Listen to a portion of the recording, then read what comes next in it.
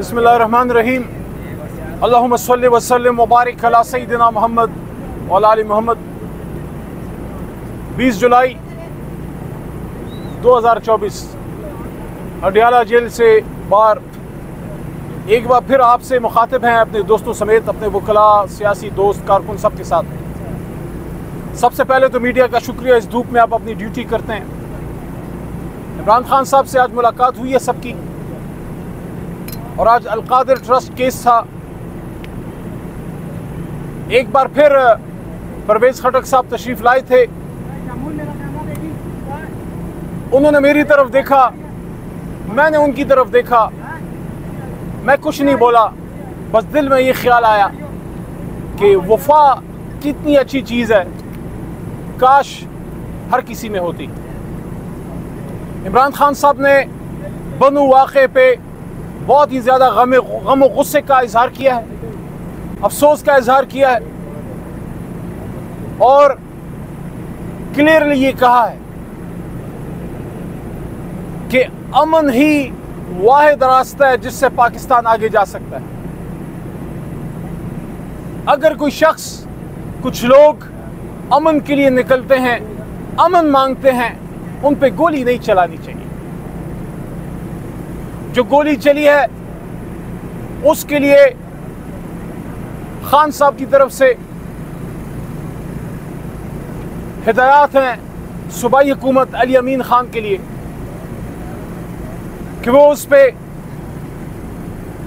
High court की sitting जजेस की निगरानी में जुडिशल कमीशन बनाने की हुकूमत की तरफ से इस्तदा करें, ताकि इस वाक़े की गैर जानिबदार तहकीकात हो और जिसने ये काम किया उनको करार वाकई सजा मिले। इमरान खान साहब हमेशा से पाकिस्तान में दहशतगर्दी के भी खिलाफ हैं और अपने लोगों के खिलाफ हर किस्म के ऑपरेशन के भी खिलाफ हैं। ऑपरेशन तभी करना चाहिए जब वो सूबा और वहाँ के अवाम वो समझे कि अब इसकी ज़रूरत है, या उनकी उसमें सपोर्ट और उनकी मदद और उनकी आशीर्वाद हासिल हो। खैबर पख्तूनख्वा की सूबाई हुकूमत ने भी जो सूबाई असम्बली की करारदाद आई है कि किसी भी नए ऑपरेशन के लिए खैबर पख्तूनख्वा की अवाम अभी तैयार नहीं, क्योंकि माजी में जितने ऑपरेशन हुए हैं उससे बहुत से मसाइल पैदा हुए हैं। और कल जो लोग निकले हैं अमन के लिए, वो कि सिर्फ तहरीक इंसाफ के लोग नहीं थे, उसमें हर जमात के लोग थे, हर तबका फ़िक्र के लोग थे, और सारे सियासी नहीं, गैर सियासी भी बेशुमार लोग थे। कोई सियासत के लिए नहीं आया था, अपने इलाके, अपने बनू, अपने खैबर पख्तूनख्वा की अमन के लिए वो खड़े थे। तो इसलिए हम सब कल के वाक़े की पुरज़ोर मज़म्मत करते हैं। एक बार फिर बता दूं, खान साहब ने बहुत गम और गुस्से का और अफसोस का इजहार किया है, और किसी भी सूरत में इस बात की इजाज़त नहीं दी जा सकती कि पाकिस्तानी अवाम अमन की ख्वाहिश, अमन के लिए निकलें और वो गोलियों का निशाना बने, वजह चाहे कोई भी। पाकिस्तान की हिफाजत के लिए, पाकिस्तान की सालमियत के लिए, अपने मुल्क, अपने सूबे के अमन के लिए हमारी हुकूमत और हमारी अवाम हमेशा दहशतगर्दी के खिलाफ खड़े रहे हैं।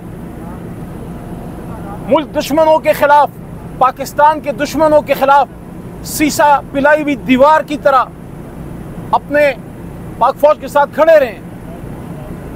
लेकिन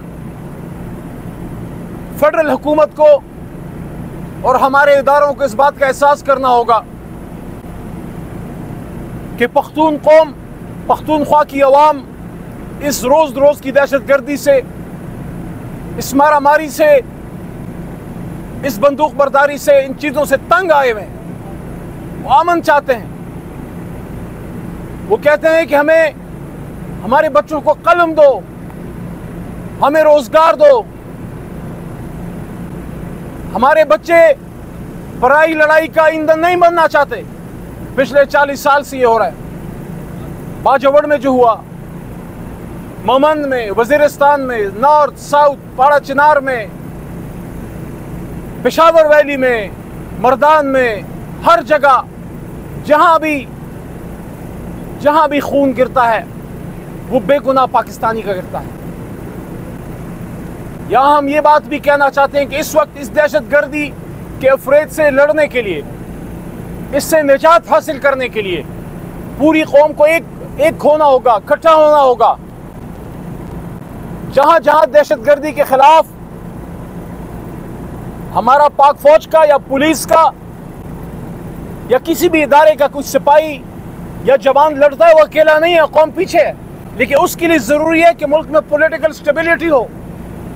ये कैसे हो सकता है कि मुल्क का सबसे बड़ा लीडर, सबसे बड़ी जमात का बानी वो जेल में हो, बेगुनाह 350 दिन तकरीबन होने वाले हैं, बेगुनाह 300 दिनों से ज्यादा आप उसको जेल में डालें, उसकी पार्टी को तहस नहस कर दें, उसके लोगों को गिरफ्तार किया जाए, खवातीन को पाबंद सलासिल किया जाए, और जुल्म बालाए जुल्म, ये सितम बालाए सितम, ये कि ना सिर्फ ये बल्कि आप आर्टिकल 6 लगाओ, इमरान खान पे आर्टिकल 6 लगाओ। Supreme commander of the armed forces साबिक सदर इस्लामी जमहूरिया पाकिस्तान आरिफ अलवी पे आर्टिकल 6 लगाओ। साबिक डिप्टी स्पीकर बलोचिस्तान से, बलोचिस्तान को इज्जत दी इमरान खान साहब ने, डिप्टी स्पीकर का ओहदा दिया कासिम सूरी का, वहां से चेयरमैन सेनेट को कामयाब कराया गंजरानी साहब को। बजाय इसके कि बलोचिस्तान के जख्मों पे हम मरहम रखें, उसके एक सपूत पे आर्टिकल 6 लगाओ, इससे मुल्क मजबूत होगा। ये जो ये मशवरे शहबाज शरीफ साहब को दे रहे हैं, वो उनकी सियासत, उनकी जमात और उनके पाकिस्तान में उनकी जितनी लेगेसी है उसके दुश्मन हैं, जो किसी सियासी हुकूमत को ये कहें कि अपनी सियासी जमात पे पाबंदी लगाओ। तहरीक इंसाफ पे पाबंदी लगाना आपके बस की बात नहीं है, क्योंकि आपके और तहरीक इंसाफ के बीच में 25 करोड़ अवाम है। 25 करोड़ अवाम का गालिब मैंडेट इमरान खान और तहरीक इंसाफ के साथ है। इसलिए आज से यहाँ पे आज अडियाला से एक ही मैसेज है, अगर मुल्क में स्टेबिलिटी चाहते हो, अमन चाहते हो, अगर चाहते हो कि मुल्क में इस्तेहकाम आए, बाहर से फॉरेन इन्वेस्टमेंट आए, पाकिस्तान की इंडस्ट्री मजबूत हो, लॉ एंड ऑर्डर मजबूत हो, यहाँ अमन हो, खुशहाली हो, रोजगार हो, तो फिर आपको सियासी इस्तेहकाम लाना पड़ेगा। मैं 27 जुलाई को पिछले साल जब पेशावर हाई कोर्ट के हुक्म से 7 बार गिरफ्तारी के बाद रिहा हुआ, मैंने पहली बात ये की थी साल पहले, और आज भी वो बात अडियाला में अपने लीडर से मिलने के बाद कह रहा हूं, दोबारा दोहरा रहा हूं, पाकिस्तान को सियासी इंतकाम की नहीं, पाकिस्तान को सियासी इस्तेहकाम की जरूरत है। जितनी जल्द इस बात को समझ लोगे, उतने जल्द पाकिस्तान मजबूत होगा, यहाँ इस्तेहकाम आएगा और मुल्क आगे जाएगा। हासिल वसूल ये है, इमरान खान को बाहर निकालो, असीरान को बाहर निकालो, तहरीक इंसाफ को उसका मैंडेट दो, ये गद्दार की बातें बंद करो। अगर मुल्क से बाहर भी कोई पाकिस्तानी बैठा है, मुझे उसकी बात पसंद नहीं आएगी, नजरिए का इख्तिलाफ होगा, लेकिन मैं कौन होता हूं और आप कौन होते हैं किसी को गद्दार कहने वाले। पाकिस्तान की गली और कूचों में और चौकों में लोगों पे गद्दारी के आप बैनर ना लगाएं। हो सकता है वो हमसे ज्यादा महब्बत वतन पाकिस्तानी हो, आप उनकी बात तो सुनिए, तो पाकिस्तान वापस आने का मौका दीजिए, अदालत के सामने पेश होने दीजिए। जिस शख्स ने कोई जुर्म नहीं किया, जब तक अदालत से कुछ चीज साबित ना हो, देखिए बहुत बड़ी गाली है किसी को गद्दार कहना, किसी को मुल्क दुश्मन कहना। मेरे लीडर इमरान खान को, वज़ीर आज़म पाकिस्तान को आपने गद्दार कहा, आपने मुल्क दुश्मन कहा, उस पर साइफर का गलत केस चलाया, 300 दिनों से जेल में रखा, आज वो बाइज्जत बरी हो गया है साइफर केस से। मुझे ये बताएं, जिसने गद्दार कहा, जिसने मुल्क दुश्मन कहा, उसको पूछने वाला है? आज अगर सुप्रीम कोर्ट ने फैसला तहरीक इंसाफ के हक में कर दिया है रिजर्व सीट्स का, इलेक्शन कमीशन को सुप्रीम कोर्ट के फैसले पे अमल करना चाहिए, खवातीन को उनकी सीटें देनी चाहिए और तहरीक इंसाफ को उनका मैंडेट वापस मिलना चाहिए। मैं हर प्रेस कॉन्फ्रेंस में सुप्रीम कोर्ट के बाहर, अडियाला के बाहर, कौमी असेंबली में एक बात कर रहा हूं कि इस मसाइल का हल इसमें है कि इस 8 फरवरी के इलेक्शन का ऑडिट करें और जो 184(3) की पिटीशन चीफ जस्टिस साहब के पास सुप्रीम कोर्ट में पड़ी है, उस पर आप एक जुडिशियल कमीशन बनाइए और इस इलेक्शन का ऑडिट कीजिए कि 8 फरवरी को कौम के मैंडेट पे किसने डाका डाला। बहुत शुक्रिया। लेकिन आपकी तरफ से मुज़ाकरात की कोई पेशकश या कोई मामला? देखिए हुकूमत, देखिए इमरान खान साहब ने हमेशा मुज़ाकरात को वेलकम किया है, लेकिन उसमें मेरे भाई दो नुकात हैं, मीनिंगफुल हो और मैंडेट की वापसी, असीरान की वापसी, असीरान की रिहाई।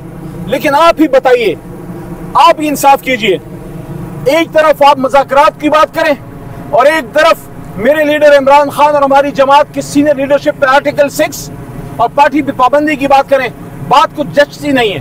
अली भाई ये बता दीजिएगा कि सोशल मीडिया पर खबरें चल रही हैं कि इमरान खान साहब, बुशरा बीबी ने कहा है कि इमरान खान साहब के ऊपर तशद्दुद हुआ है और बुशरा बीबी को धक्के दिए गए हैं, ये बुशरा बीबी ने देखा है, क्या कहेंगे? देखिए आज मैं खान साहब से मिला हूँ, मेरी नॉलेज में ऐसी कोई बात नहीं है, लेकिन खुदा न खास्ता अगर ऐसा कुछ हुआ है तो स्ट्रांगली कंडेम करते हैं। थैंक यू सो मच जी। जज़ाकल्लाह यार।